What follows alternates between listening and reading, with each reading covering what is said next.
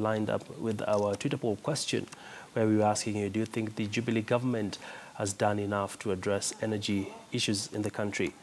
Well, to dive straight into the conversation, I'll be speaking to the regional executive in charge of Sub-Sahara Africa, and that is Dio Onyango. Many thanks for joining us this afternoon. Thank you very much.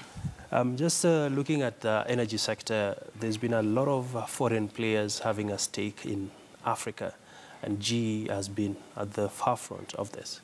Yes. Maybe to start off, I'd highlight that GE has about 100-year history in Africa. We're very much committed to investing, to deepening our local presence in Africa, as well as continue to build skills. GE today has 33 offices and sites across sub-Saharan Africa. We've got over 3,000 employees who last year contributed about $3.9 billion to GE's overall revenue. And really what it comes down to is our unique portfolio of equipment and services. When you think about power, including renewable energy, think about aviation, healthcare, which in Kenya we have a very big installation, as well as in oil and gas, as well as rail transportation. You find that with the infrastructure needs of the continent, GE is a very clear, natural partner to the continent and its needs. Sure. So that's how we've kind of established this long-term sustainable relationship for the continent. Right. And just give us an update, really, on some of the key projects you're doing right now in East Africa. Yeah, I would start, let's start with Kenya.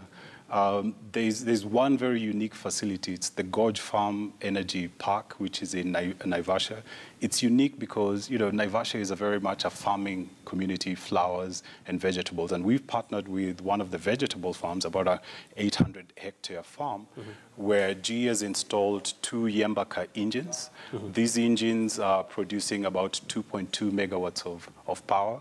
And the feedstock is actually the vegetable waste that's coming from the farm. And the farm actually has the largest biodigester of its kind in East Africa. As well, if we go ahead on the wind side, GE is a supplier of turbines to 2 wind farms, a 100-megawatt wind farm, which is in the Kipeto area of Kajiado County, as well as a 60-megawatt wind farm in the Kinangop area. Going on to Ethiopia, GE is a supplier to the flagship project of the Ethiopian government, and the largest hydro dam will be in Africa. It's a 6-gigawatt Grand Renaissance Dam. GE is providing 8 of the 16 hydro turbines, as well as generation units. And also today, GE provides the operation and maintenance to the first wind farm that Ethiopia had. It's a 120-megawatt Ashegoda wind farm. And also our transmission and distribution business, Grid Solutions, has provided quite a number of transmission and distribution work in Ethiopia. And looking at that illustrious portfolio, it speaks volumes in terms of the depth and the expertise that GE has. But how come we are yet to achieve universal access to power? Yes, to achieve universal access to power, you start off with the fact that, we look at Africa, there's 12 of the fastest growing economies in Africa are in the region, in the world are in Africa today. But still, there's about 600 million people who still don't have power. Now, there's a multitude of issues that are, encompass how the delivery of power happens. And it starts off with being able to find the resource, being able to do the generation and the distribution. And that's where, in order to get universal power here, one of the biggest call to actions is not to any one sector, but it is to all the sectors that they need to come together.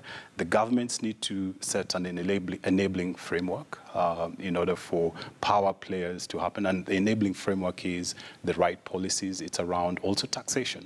It goes down to taxation as well. The private sector is primarily going to support with mobilization of capital and also the execution of a lot of these projects. NGOs also have a role to play with standardization and creation of sustainable development practices. So standardized power purchase agreements as a good example, credit enhancement systems, and even the consumer has a large part to play by purely just demanding more power, because all of that factors into the economic growth, and power has been named as obviously as the key engine to economic growth. So the demand from the population at the end of the day, and the ability and the population also willing to pay for power, really then factors into, creates the loop for the delivery of this system that needs to all work together. So how do we achieve this in a sustainable way? Because if you look at the power needs, they continue to increase across the region. Yeah. And right now we're looking at a deficit, for instance, in Kenya, where we have an installed capacity of about 2,300 megawatts against a demand of 5,000 megawatts. How do we achieve this in a sustainable fashion? Yes. It starts with, if we look at the key policy players, it starts with looking at where the biggest roadblocks are today. One of the key issues, if we look at Kenya, for example, is the government has done a tremendous effort in unbundling the sector. What I mean by that is you now have a regulator that is really independent and operates. You have a transmission company like Ketraco that's focused on driving that area. We have a credible off-taker in KPLC, and KenGen is also on one side being a generation unit, and then we've got over 22-year history of IPPs operating in the market. So it really shows that the market is quite mature in Kenya. However, the permitting process does take a very long time. In order to get through all of the milestones for development of a project, it's still at the if you take number of projects as an example, you're talking at close to 4 to 5 years of a development process. So that needs to be reduced.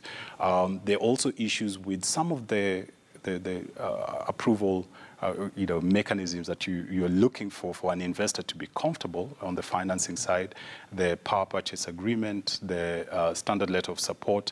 All of these have been changing, and they need to get to a point where they are standardized as well. And then also the mechanism from the consumer back to the off-taker and the payment system. All of this have been working in Africa, in Kenya particularly, but it still needs to be made a little bit more seamless. And I think tools like the digital tools we have with M-Pesa continue to enhance that process. An example, not only just for East Africa, but for the rest of Africa, about how a system can operate.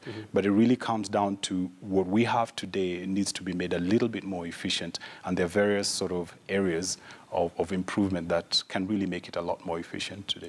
All right. And just to get your closing remarks, really, Dio, what sort of areas do you expect opportunities to come from right now as more and more people are angling for the energy sector in the region? Yeah, I particularly see, and this is dear to me, I'm in the renewable energy sector, so I see a lot more of off-grid installations where power will be generated where it's demanded. That's really the future of where power is actually going. It's very decentralized power generation. And the great thing is, if you look at the East Africa region, and more so also the Africa region, we're very blessed with renewable energy resources in terms of sun irradiation, wind, and hydro. Right? So I see Africa as really being, a major global player in the renewable energy sector, and being able to drive this leapfrog of technology where power will be generated exactly where it's needed, and creating the models, just like we've done on the digital side. When you look at mobile payment system, I see Africa and Kenya also particularly leading that. If you look at geothermal, which is a renewable energy resource, this country is the bedrock, in my opinion, with all the resources we have for renewable energy. All right.